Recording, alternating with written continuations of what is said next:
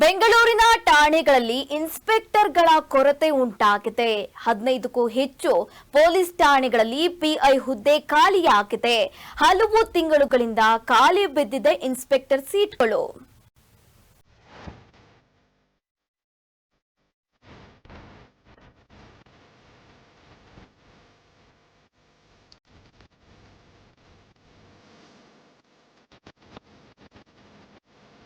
ಬೆಂಗಳೂರಿನ ಠಾಣೆಗಳಲ್ಲಿ ಇನ್ಸ್ಪೆಕ್ಟರ್ಗಳ ಕೊರತೆ ಎದ್ದಿದೆ. 15ಕ್ಕೂ ಹೆಚ್ಚು ಪೊಲೀಸ್ ಠಾಣೆಗಳಲ್ಲಿ ಪಿಐ ಹುದ್ದೆ ಖಾಲಿ ಇದೆ. ಹಲವು ತಿಂಗಳುಗಳಿಂದ ಖಾಲಿ ಬಿದ್ದಿದೆ ಇನ್ಸ್ಪೆಕ್ಟರ್ ಸೀಟ್ಗಳು. ಅಮಾನತು, ಕಡ್ಡಾಯ ರಜೆ, ನಿವೃತ್ತಿ, ಬಡ್ತಿಗಳಿಂದಾಗಿ ಸೀಟ್ಗಳು ಖಾಲಿಯಾಗಿವೆ. ಬೇರೆ ಠಾಣೆ ಇನ್ಸ್ಪೆಕ್ಟರ್ಗಳಿಗೆ ಹೆಚ್ಚುವರಿ ಹೊಣೆ ನೀಡಲಾಗ್ತಾ ಇದೆ. ಎರಡೆರಡು ಠಾಣೆ ಉಸ್ತುವಾರಿಯಿಂದ ಇನ್ಸ್ಪೆಕ್ಟರ್ಗಳು ಹೈರಾಣಾಗಿದ್ದಾರೆ. ಶಿವಾಜಿನಗರ, ಸಂಪಿಗೆಹಳ್ಳಿ, ಯಶವಂತಪುರ, ಮಲ್ಲೇಶ್ವರ, ಜ್ಞಾನಭಾರತಿ, ಬಾಗಲೂರು, ವಿವೇಕನಗರ, ಬಂಡೆಪಾಳ್ಯ, ಮಡಿವಾಳ, ಸದಾಶಿವನಗರ, ಡಿಜೆಹಳ್ಳಿ, ಕೊತ್ತನೂರು, ಜಾಲಹಳ್ಳಿ, ಮಾಗಡಿ ರೋಡ್ ಸೇರಿದಂತೆ 15ಕ್ಕೂ ಹೆಚ್ಚು ಪೊಲೀಸ್ ಠಾಣೆಗಳಲ್ಲಿ ಪಿಐ ಹುದ್ದೆಗೆ ಸೀಟ್ಗಳು ಖಾಲಿಯಾಗಿವೆ.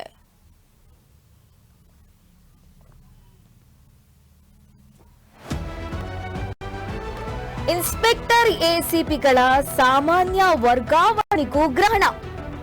2.4 ವರ್ಷ ತುಂಬಿದ್ರು ಪಿಐ ಎಸಿಪಿಗಳ ವರ್ಗಾವಣೆ ಪೆಂಡಿಂಗ್ ಆಗಿದೆ. ಅನೇಕ ಜಿಲ್ಲೆಗಳ ಇನ್ಸ್ಪೆಕ್ಟರ್ ಎಸಿಪಿ ವರ್ಗಾವಣೆಗೆ ಗ್ರಹಣ ಹಿಡಿದಂತೆ ಆಗಿದೆ. 1 ವರ್ಷ ಇದ್ದ ವರ್ಗಾವಣೆ ನಿಯಮ 2 ವರ್ಷಕ್ಕೊಮ್ಮೆ ಮಾಡಲಾಗ್ತಾ ಇದೆ. ಈಗ 2.4 ವರ್ಷ ಮುಗಿದ್ರೂ ಕೂಡ ಮತ್ತೆ ಕೊರತೆ ಉಂಟಾಗಿದೆ, ವರ್ಗಾವಣೆ ಮಾಡ್ತಾ ಇಲ್ಲ. ರಾಜಕೀಯ ನಾಯಕರ ಮುಸುಕಿನ ಗುದ್ದಾಟವು ವರ್ಗಾವಣೆಗೆ ಅಡ್ಡಿ ಆಗ್ತಿದೆ ಅಂತ ಹೇಳಲಾಗ್ತಾ ಇದೆ. ತಮಗೆ ಬೇಕಾದ ಅಧಿಕಾರಗಳನ್ನು ಹಂಚಿಕೊಳ್ಳುವ ಇನ್ಸ್ಪೆಕ್ಟರ್ಸ್. ಹೀಗಾಗಿ 2 ವರ್ಷ ಕಳೆದ್ರೂ ಕೂಡ ಪೊಲೀಸರ ವರ್ಗಾವಣೆ ನಡೆದಿಲ್ಲ. ಸಾಮಾನ್ಯ ವರ್ಗಾವಣೆ ಆಗದೆ ಪೊಲೀಸ್ ಇಲಾಖೆಯಲ್ಲೂ ಕೂಡ ಗ್ರಹಣ ಹಿಡಿದಂತೆ ಆಗಿದೆ.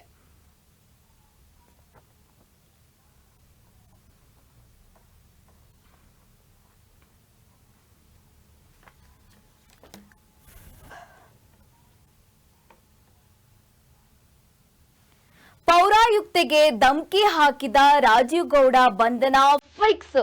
ರಾಜೀವ್ ಗೌಡ ಬಂಧನಕ್ಕೆ ಪೊಲೀಸ್ ಅಧಿಕಾರಿಗಳು ಸೂಚನೆ ಕೊಟ್ಟಿದ್ದಾರೆ.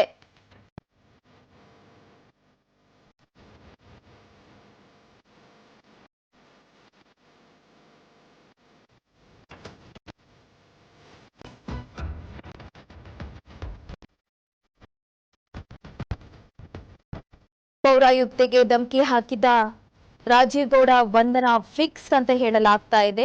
ರಾಜೀವ್ ಗೌಡ ಬಂಧನಕ್ಕೆ ಪೊಲೀಸರು ಸೂಚನೆ ಕೊಟ್ಟಿದ್ದಾರೆ. 2 ದಿನ ಶರಣಾಗದಿದ್ರೆ ರಾಜೀವ್ ಗೌಡನಿಗೆ ಲುಕ್ಔಟ್ ನೋಟಿಸ್ ನೀಡಲಾಗಿದೆ.